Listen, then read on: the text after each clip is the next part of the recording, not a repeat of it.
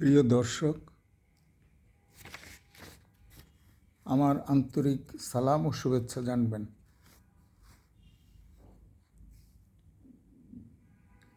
খুব সংক্ষেপে আমার পরিচয় হলো, আমার বয়স ৭৫ বৎসর, ঢাকা শহরে থাকি।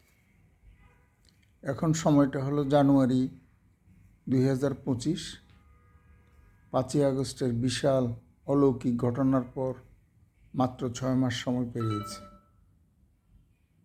একজন বাংলাদেশি হিসাবে এই দেশের আর সব নাগরিকের মতো আমিও আশা করি এবং স্বপ্ন দেখি যে ভবিষ্যৎ আমাদের দেশ একটি সুখী, সুন্দর, সমৃদ্ধ দেশে পরিণত হবে। এই বিশাল স্বপ্নকে বাস্তবায়নের সম্ভাব্য উপায় এবং পরিকল্পনা নিয়ে আমার চিন্তা এবং আপনার মতামত নিয়েই আমরা কথা বলব।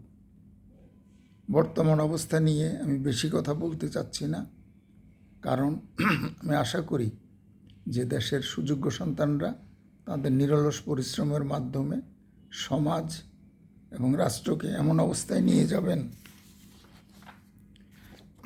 যেন আমরা অদূর ভবিষ্যতে আমাদের পরিকল্পনা মতো স্বপ্নের বাংলাদেশ বাস্তবায়নের কাজ শুরু করতে পারি। সুদূর অতীতে আজকের এই বাংলাদেশের ভূখণ্ডে জনবসতি কীভাবে স্থাপিত হয়েছিল সেটা জানার জন্য ডক্টর আকবর আলী খান লিখিত ডিসকভারি অব বাংলাদেশ একটি উল্লেখযোগ্য বই। এখন থেকে মাত্র ৩০০ বৎসর আগে সুদূর ইউরোপ থেকে ব্যবসার উদ্দেশ্যে এসে ইস্ট ইন্ডিয়া কোম্পানি তো আমাদের দেশটাই দখল করে নিল। তাদের শাসন ও শোষণ চলল প্রায় ২০০ বৎসর। ১৯৪৭ সনে পাকিস্তান ও ইন্ডিয়া দুই আলাদা দেশ হলাম।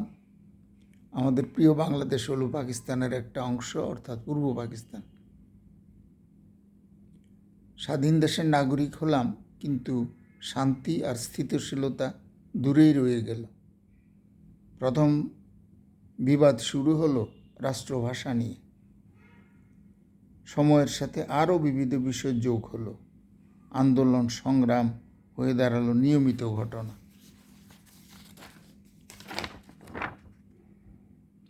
পশ্চিম পাকিস্তানের প্রদেশগুলোর মধ্যে পাঞ্জাব ছিল প্রধান। সামরিক বাহিনী, প্রশাসন দুইটিতেই তাদের অবস্থান ছিল সবচেয়ে শক্তিশালী।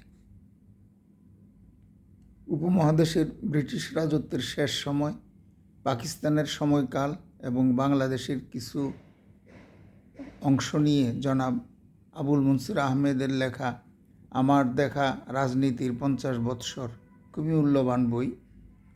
যারা বাংলাদেশের রাজনীতি নিয়ে চিন্তা ভাবনা করেন তাদের জন্য বইটিকে অবশ্য পাঠ্য বলা যায়। ইন্ডিয়া ও পাকিস্তান বিভক্ত হওয়ার মূল ভিত্তি ছিল ধর্ম। এর মাত্র ২ যুগ অর্থাৎ ২৪ বছর পর বাংলাদেশ এর পাকিস্তান থেকে আলাদা হওয়ার ভিত্তি হলো ভাষা। বৈষম্য অবশ্য বড় কারণ ছিল।